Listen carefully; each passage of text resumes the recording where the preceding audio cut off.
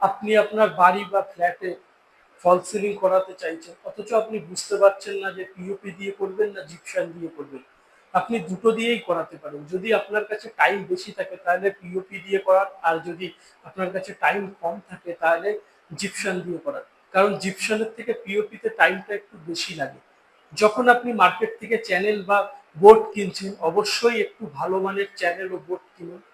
আর তার সাথে সাথে আপনার বাড়ির যে ফল সিলিং করছে মিস্ত্রি বা ইন্টেরিয়ার, তাকে অবশ্যই বলুন যে যেন ফল সিলিং এর চ্যানেলের যে গ্যাপটা থাকে সেটা যেন ঠিকঠাক ভাবে মেনটেন করে। চ্যানেল যদি কম দেয়া হয় তাহলে কিন্তু বোর্ডে ক্র্যাক আসবেই আসবে। তো এই কারণের জন্যই আপনার মিস্ত্রি বা ইন্টেরিয়ার যখন কাজ করছে অবশ্যই একটু ফলো আপ রাখুন ও তাদেরকে বলুন যে দাদা আমার যেন গ্যাপটা ঠিকঠাক ভাবে মেনটেন থাকে। আপনি যদি গ্যাপটা ঠিকঠাক মেনটেন রাখতে পারেন তাহলে কিন্তু আপনার ফল সিলিং এ ক্র্যাক বা ফল সিলিং ঝুলে যাওয়ার এই প্রবলেম গুলো আসবে না।